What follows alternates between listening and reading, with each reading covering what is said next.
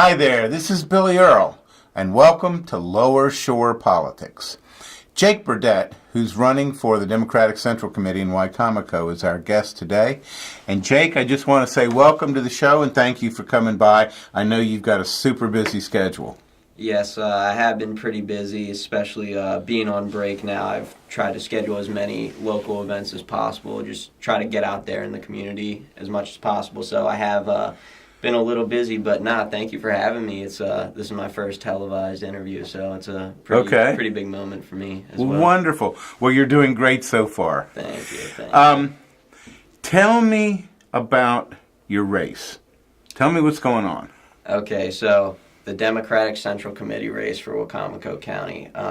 From what I've been told, there are currently 8 members on the Central Committee, and they have a gender divide, so 4 men, 4 women. They don't run against each other. They run in their own separate race. And from what I understand, of the 8 current Central Committee members, only 1 is running for re-election. So it's really anybody's game if you wanna get involved and you want to get elected. It doesn't look like it's going to be a super competitive race. However, there are it is looking like there's going to be more than 4 men running, so it is going to be a little competitive. I'm going to be canvassing out there, going to be going to as many local events like I have been, just trying to get the facial recognition and the name recognition as well, and just get people to earn my trust and know I'm not just doing this just for the hell of it. I actually want to make people's lives better, and I want them to know my ideas and how I'm going to make their lives better. And I think if I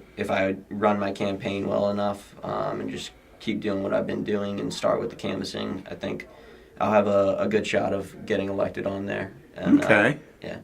What kind of grade would you give the Democratic Central Committee as they sit now?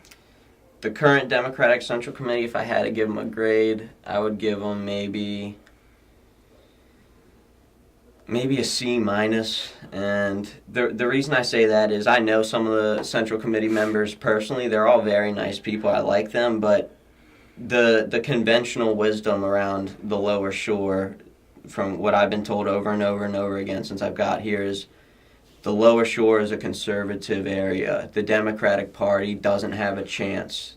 The Democrats aren't going to win in the area. Right. And so it seems to me a lot of people have just accepted that line as truth. And the current Democratic Central Committee, they don't even really try that much to organize the party and to run candidates. For example, I'm a leader of a local activist group here called the Lower Shore Progressive Caucus, and we're getting all the Democratic candidates to run in the local races. Like, we're essentially doing the job of the Democratic Central Committee in many ways. That's not to say the Democratic Central Committee doesn't do anything, because they still do hold bi-weekly meetings and stuff like that, but they're just not as active and in the community as I would like them to be, and I think that could explain why the Democratic Party does not have that much relevance right now. If you look at all the elected positions in Wicomico County, there aren't really many Democratic faces. And, no, there's not. Yeah, and people will tell you, oh, it's because the Lower Shore is so conservative. But if you look at the voter registration numbers, in 2014, there's 25,000 registered Democrats and 20,000 registered Republicans, yet the Republicans are sweeping all the elections. So you can't make the argument that there's just more Republicans and more conservatives, because the numbers just don't bear that out. It's just, voter registration and voter turnout are 2 different things. And we have the numbers for the registration, but the Democrats just aren't coming out to vote. And I don't blame that on the voters. I blame that on the party itself. They're not offering attractive candidates and attractive ideas. And the County Central Committee is certainly a part of that. And I think me and the other people running, the other younger people, we're invigorated, we're excited, we have fresh new ideas that are actually attractive to voters. So I think that'll be a nice addition to it, and we can change that and hopefully light a fire under the Central Committee and make the Democratic Party actually competitive in this area. Okay. But for lighting a fire under them, is it fair to say that the Lower Shore Progressive Caucus sees a place of leadership within this paradigm themselves to, in fact, do the things that a central committee typically but are not doing? Yeah, definitely. The Lower Shore Progressive Caucus, we're less than a year old, but the things and I've only been with the caucus myself for like 4 or 5 months, but the things that they've accomplished in such a short amount of time is incredible. You were at the Nina Turner event that we had at Salisbury University last night. We had Senator Nina Turner from Our Revolution, which is a national organization that spawned out of Bernie Sanders' 2016 campaign, has over 500 chapters nationally, and the Lower Shore Progressive Caucus is the local affiliate. They're also the local chapter of an organization called Progressive Maryland, which is a statewide progressive organization. So we're making these big-time connections with other progressive groups. We're running Democratic candidates. We're holding canvassing sessions for issues and candidates. For example, January 27th, tomorrow, we're doing a canvass for Ben Jealous for governor and running on giving out our platform, which is very people-centered and worker-centered, trying to get higher wages for workers, get them things that should be basic human rights like health care and free college and stuff like that. And all of these things I'm describing that the Lower Shore Progressive Caucus is doing, these are things that the Democratic Central Committee should be doing. So that's why me and several other members from the Lower Shore Progressive Caucus are running for the Democratic Central Committee, because we're doing these things anyways. We may as well make it official. So what the role of the Lower Shore Progressive Caucus will be if we do get on the Central Committee, the good thing about the caucus is it's a nonpartisan group. So if they don't want to, they can work with the Democratic Party if they want to. They can also do their own thing. So they have a little bit more freedom. So they could really expand a little further than what you're able to do on the Central Committee. Your tongue is a little bit tied in that regard, but we'll definitely be, if we win on Central Committee, we'll be doing a lot of these things that we're already doing with the caucus of canvassing and running candidates and getting our names out there. Okay. Well, that sounds like exactly what is needed. In terms of the concrete things that you all can do, one of the things in other jurisdictions that has been kind of a proven winner has been the institution of what I'll call either precinct chairs or neighborhood networking. And they have kind of two different scopes. Precinct chairs is an adjunct of the Democratic Party and has with it a set of protocols and requirements, etc. Neighborhood networking is a looser organization, but more interested in the effectiveness of a person in a precinct becoming ingrained in that precinct and becoming aware of the needs and wants and desires of the people who live there, as opposed to the steps that it took to get on their board and then what you're asked to do. In other jurisdictions, it has been I would say a severe game changer, and when I say that, I'm talking about where I used to live in Dallas. When that program was instituted, it created a network that resulted in judicial voting there for judges, which is in Texas but not here, to the tune of the mid-90s, whereas 20 years before it was 5%. I assume that that's going to be part of your effort to make sure that your network goes down to the grassroots and does the kind of things that not only did Bernie talk about, but Nina talked about. The whole progressive community has talked about grassroots, and so I'm guessing this is a big part of what you all are doing. Yeah, it sounds like a great idea. I'm pretty sure, do they do that in Worcester County already? They are already starting that. Tom Butler started that with the Democratic Club there. It has not shown to be very popular here with the Central Committee, but hopefully that will change. Yeah, I think it sounds like a great idea. I've mentioned it several other times already, but just going out there and actually talking to voters and talking to people who live in the neighborhoods and just showing that you care, it really goes a long way with the voters. So I think those neighborhood networks and the precinct stuff. That's all necessary, because if voters aren't dumb. If they see, hey, the Democratic Party only shows their face around here during re-election time, they're going to know that they're just being looked at as a vote. They're just being used, and that it comes off as the Democratic Party doesn't really care about them or making their lives better. They just want their vote. So I think that's really crucial, of just building relationships with your voters and actually knowing them as people, knowing what they care about. Because how else are you, if your job as an elected official is supposed to represent the people, how can you represent them if you don't even know what they want to see implemented? So you have to go out there in those communities and talk to them. Otherwise, you're just going to be disconnected. And I think that's a big problem with politics now, is elected officials, it just turns into a social club a lot, and they just talk to each other, and they live in a little bubble. In the bubble. Yeah, and they don't know what their voters want. They just become disconnected. Okay. Yeah, there are several communities here which have voiced that opinion. The African American community, the Haitian community, and in the Hispanic community.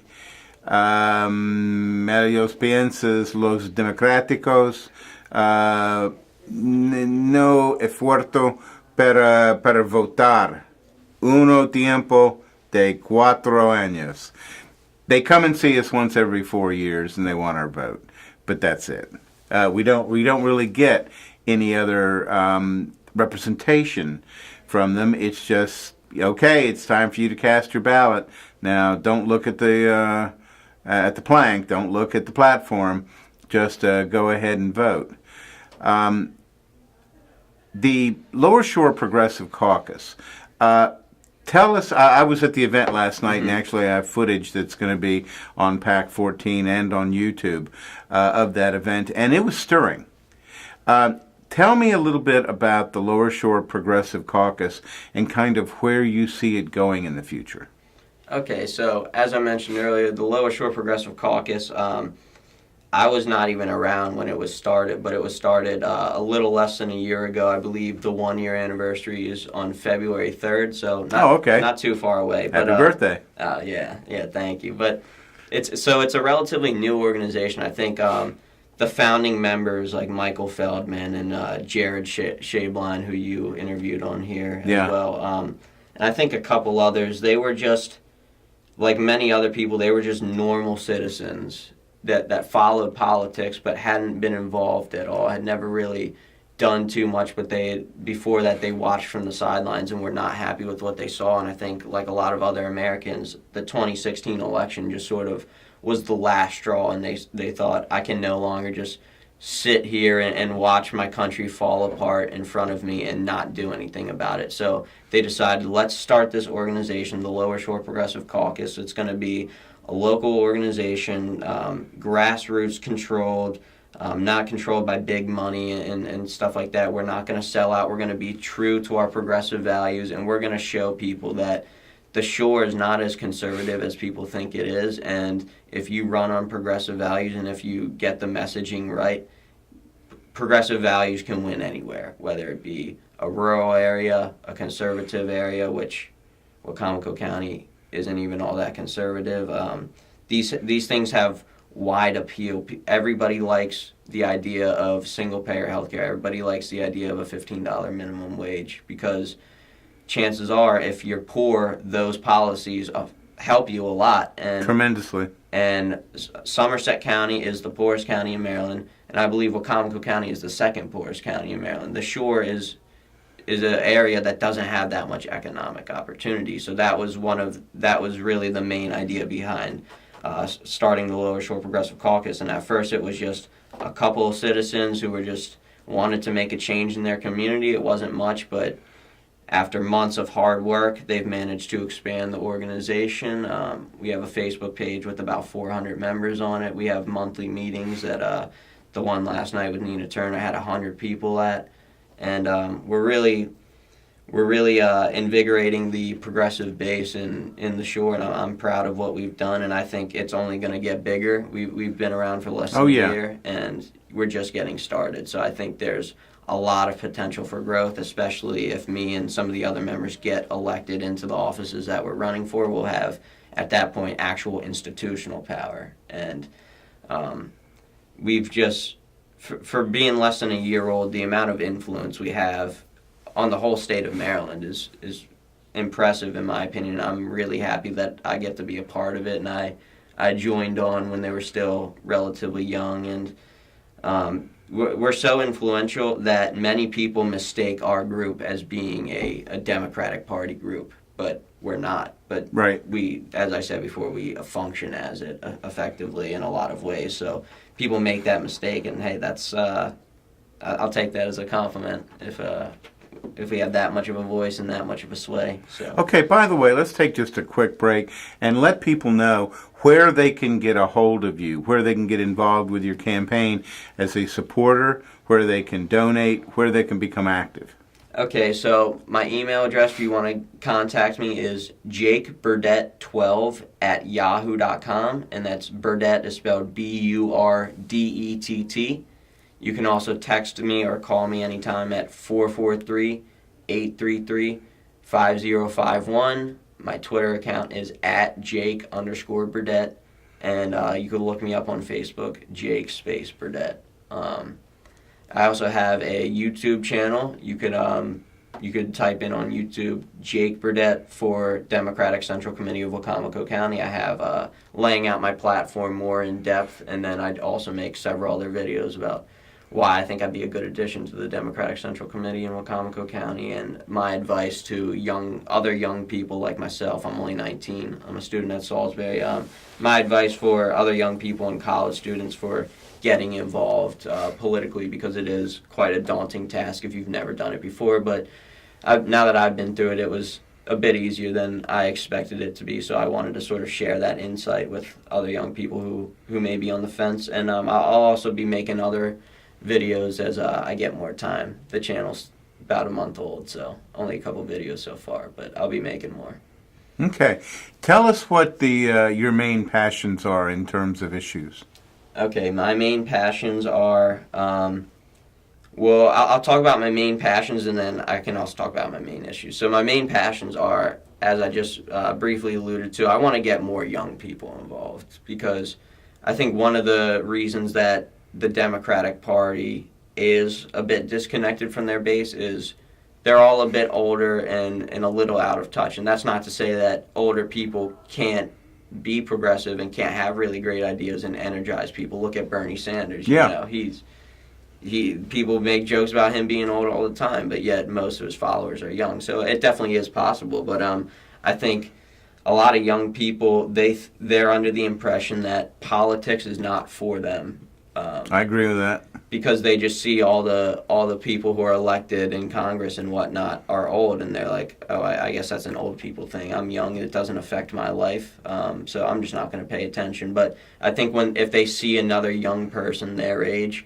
who they can relate to a bit more, if they talk to them about the issues, they're a little more willing to listen. And also, they think, well, hey, if this young guy can do it, I could do it, because that's sort of how I thought with Jared, who's also 19, the chair of the Lower Shore Progressive Caucus, who's also running for Central Committee.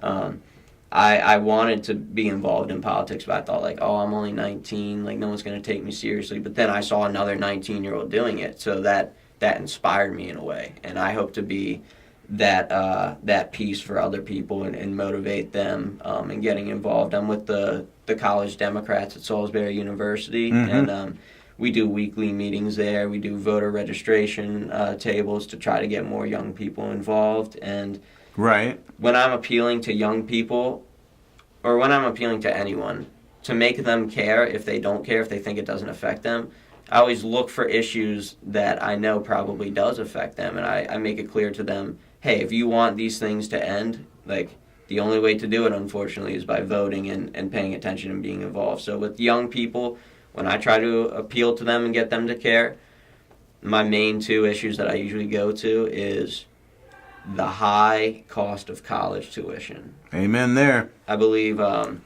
it's about, if you look at just your average cost of college nationally, it's about $27,000 a year. And there are not many college students who just have $27,000 laying around. So they either have to use their parents' money, which is what I'm doing if you're lucky enough to have parents that can pay for you. But a lot of kids end up getting screwed. Their parents don't have the money. That's right. They have to take out student loans and sometimes go into hundreds of thousands of dollars of debt that they can't declare bankruptcy on, that some people have to pay off until they're in their 50s and 60s, their retirement age. So that's one issue I try to use to appeal to young people is the high cost of college. And if you look at many other countries around the world, they have tuition-free college. In America, they try to make that seem like it's so unrealistic and it'll never happen. Well, how come it's already happened in so many other modern Western countries? So that's the point I make to young people. And also, this one really appeals to young people, marijuana legalization. The 60% of Americans... Okay. Yeah. Cut. Okay. Yeah, so another big issue that I try to stress for young people that I think will get them motivated is the issue of marijuana legalization. 60% of Americans across all ages support the legalization of marijuana for recreational use, and I bet that number is a lot higher for specifically college students and millennials. If you come from a privileged area and you have a lot of money, a lot of the economic issues aren't going to appeal to you because they don't affect you as much. Right, yeah. And you do have some of that at colleges. So, but even those more wealthy college students, a lot of them still smoke marijuana, and they realize it's a completely harmless, victimless crime in that, but regardless, because it's illegal, if they get caught with it, their future could be ruined. They could not get a job because of that. They could get kicked out of college for that. They could get arrested for that. So I think that's another good thing that really appeals to young people, to make them realize like politics does affect them and their lives could be so much better if they just played a more active role. So, how do you think young people are reacting right now to this budget proposal from the White House and from the Republican leadership that can really be called nothing more than just a belated Christmas present for the very wealthy? So the budget proposal, the one that the tax had the cut. government, tax cut. Okay, so how do young people interpret it? It all depends on which young person and where they get their news from, because even though it is a massive handout to the rich and to the corporations, the Republicans have done a decent propaganda job of tricking people into thinking that, oh no, this is a middle-class tax cut, this is a lower-class tax cut. Of course, they don't mention that any middle-class and lower-class tax cuts have sunset provisions, so they're going to expire after a certain number of years, but all the corporate tax cuts and the tax cuts for the rich, they've made permanent. So it's sort of a trick that they're using to trick people into thinking that this is good for middle and lower class workers. But young people, I think, like I said, it all depends on who they listen to. But I think whether people even pay close attention to politics or not, young people specifically, everyone sort of, the secret is out that our government is corrupt and doesn't really represent us. I think most people are just generally distrustful of politicians, so chances are most of them probably realize that this tax cut is not great for Americans, just because, I mean, this is nothing new. The Bush tax cut was not so different. This is even more extreme, but it's the same thing. That the government has been doing this to us for decades now, and I think people are finally waking up. And I think Bernie Sanders was a big part of that, and his message His message really appealed to young people and woke a lot of people up. So I think my generation hopefully will be the one that finally puts his foot down and says, we're not going to take this anymore. We want progressive change, we want radical change, and we want it now. You're in a government and politics curriculum? Yeah, I'm a political science major. That's all. What do people in that curriculum at SU, what do they think as a group? If you're going to split them into are half of them in favor of Trump, half of them in favor of populist or progressive policies? How would you categorize it? Okay, so I just finished my first semester at Salisbury University as a political science major, and I took mostly political science classes. So I have a good general understanding of how people feel on those issues, and I'm a more active student. Like, I tend to raise my hands a lot and be a bit of a know-it-all, maybe be annoying, but hey, I wanna enlighten others. So I talk, speak up a lot in class, and a lot of my other classmates, they weren't speaking up as much. They would just sort of go to class, not really raise their hand or participate, and I interpreted that originally as, oh, these people are just taking it just to get credit. They don't really care. Just class. I thought that they were mostly apolitical, but then at the very end of the semester, we did presentations on projects we had been doing the whole time, and it turned out there was a lot more progressives than I realized. Like, most of the kids were doing, like, either directly mentioning Bernie Sanders in their project and, like, trying to explain why he has such broad appeal, or they would not mention his name but, like, talk about issues that Bernie would talk about all the time. So that sort of was a bit of a culture shock to me, and it made me realize, wow, like, there really are, this Bernie Sanders movement is real. This revolution is happening right in front of my eyes, even in conservative Wacomico County and Salisbury. The Republicans are definitely the minority in that class, and they do exist, of course, and that's fine. But I would say the liberals probably outnumber the conservatives maybe like 3-1. So for every 4 people, 3 of them, for every 4 political science people, 3 of them will probably be liberal, 1 conservative. But young people definitely seem very receptive to Bernie Sanders' message, and I'm confident that a lot of those people in those classes, had Bernie not came and woken them up, they would not be political science majors. That's true for myself. He was a catalyst. Yes, he was. Yeah, it's interesting because right now the millennial class, which is trending heavily towards progressive and populist, and when I use that word populist, it's been used with President Trump many times. I don't think anybody could be further from being an actual populist, but they tend to be trending away from it. So the question becomes, as they trend away from conservative thought and towards progressive and popular thought, does that now mean engagement? Does it now mean involvement? What are your thoughts?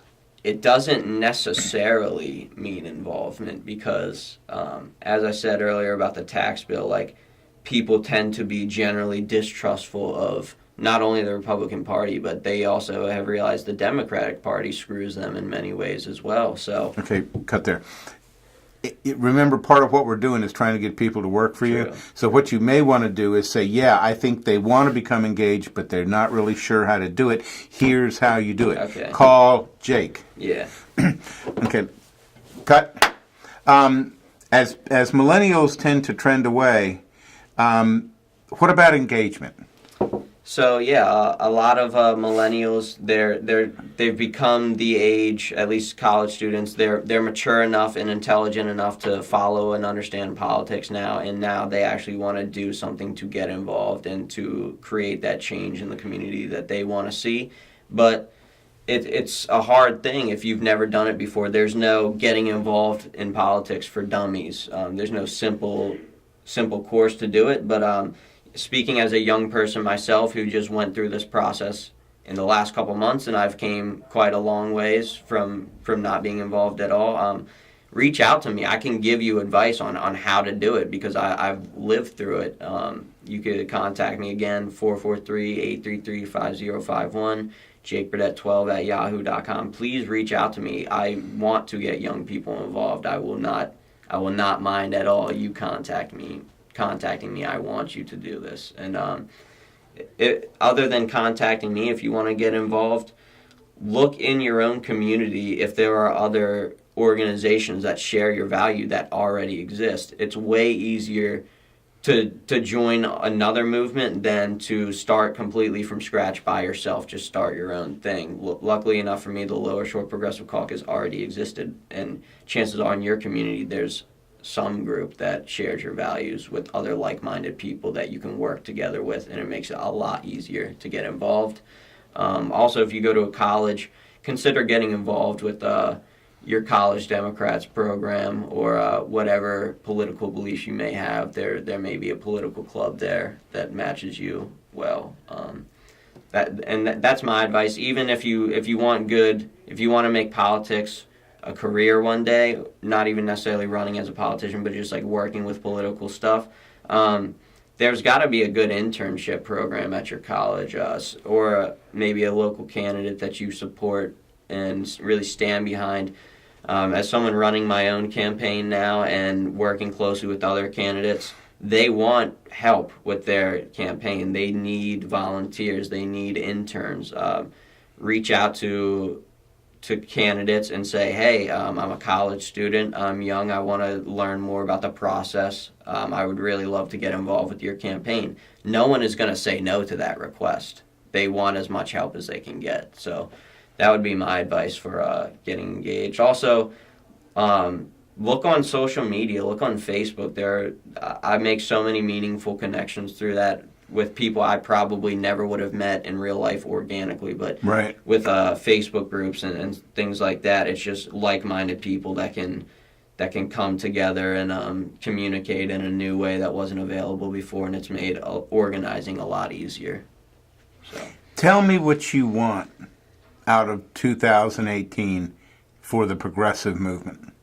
What's the dream? So in 2018, the dream for the progressive movement is getting progressives elected into local offices, into state offices, into national offices. I want a progressive revolution across the board. I would love it if the Democrats could take back a majority in Congress, either house, but preferably both houses would be great. And really just showing that this thing that Bernie Sanders awakened in us, it's here to stay and it's not going away anytime soon. And we're not here to play around. We're here to get progressive policy implemented and progressive candidates elected, and we want to make people's lives better. And we want to, even if we can't necessarily get as many people elected as we want, just the fact that we show that we have a sizable movement will force the more centrist candidates or the conservative candidates, it will force them in our direction, because they're going to realize, like, I can't win campaigns in the future if I don't run, at least slightly more progressive. So even if all we do is just sort of drag them in our direction and actually make them start caring about lower and working class people, that in and of itself is a victory. So I just hope to win a lot of elections, get a lot of our policy implemented. Bernie Sanders, by many, many polls, is considered the front runner from the progressive/liberal/democratic side. Feelings on that?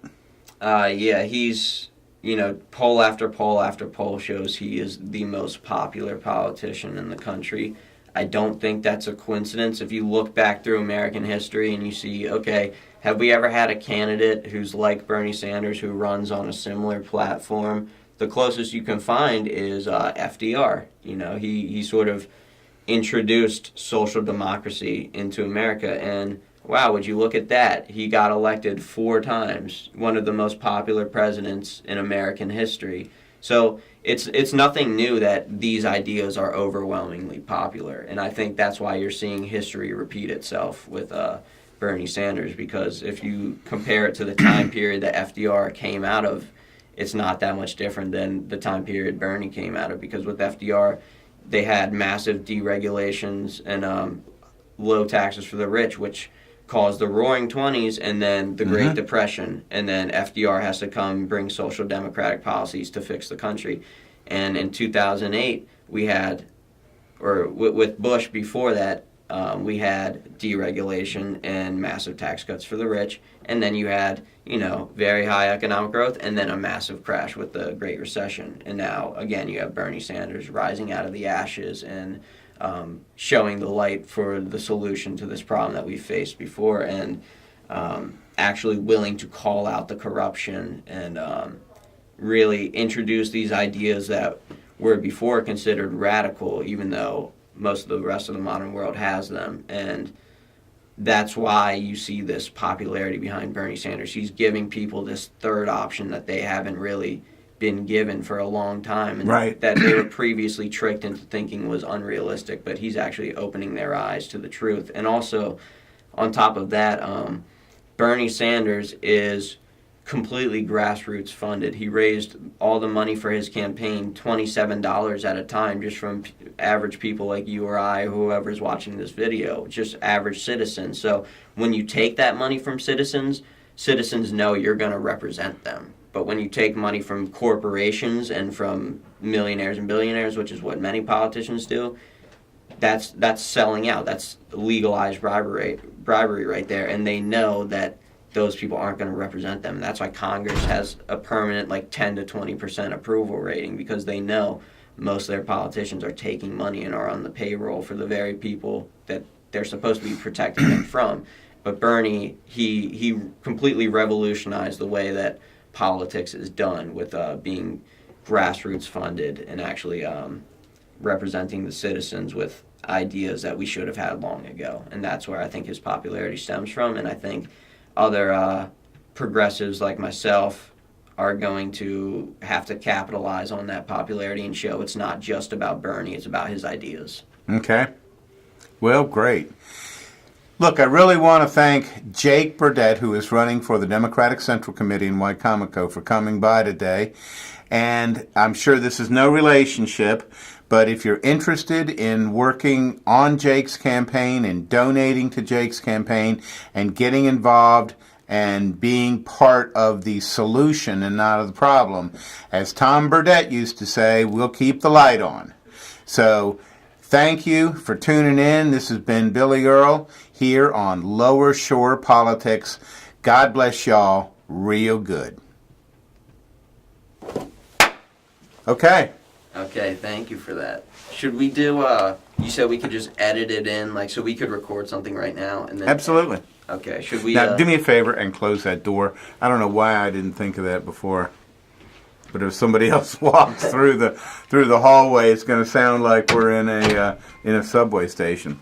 Yeah, what else would you like to say? So, I think, you asked me one question, what are your main values or issues or something like that. I think that would be a good time. I spoke about the young people thing. I think it would also be good to speak about the minority thing. Go for it.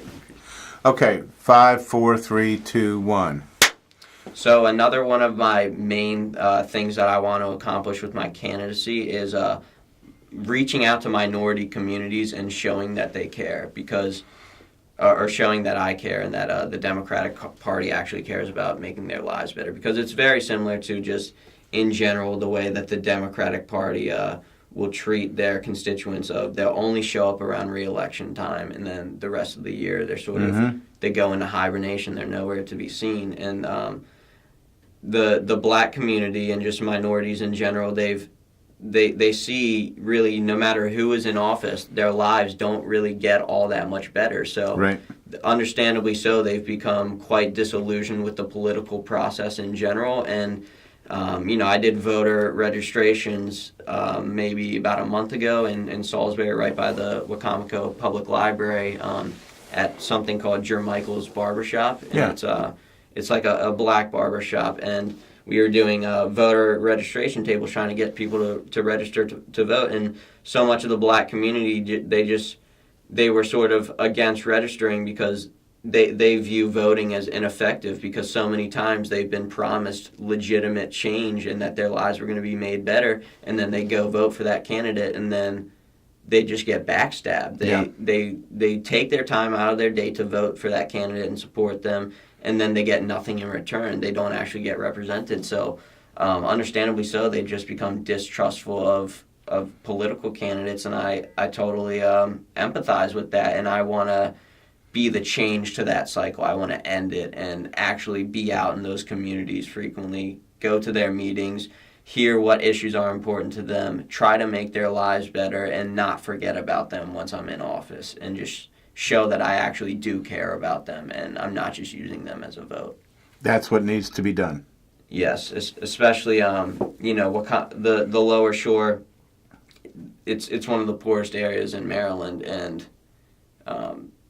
just the government in general does not care about poor people because poor people vote disproportionately less, and they're systemically oppressed, and there's got to be an end to that. So, that's another big thing for me. Is just not separating the racial aspect of economic oppression, and all the economic oppression in the country, it disproportionately affects minority communities. So that's how a lot of institutional racism works nowadays, is through that, and I wanna end that.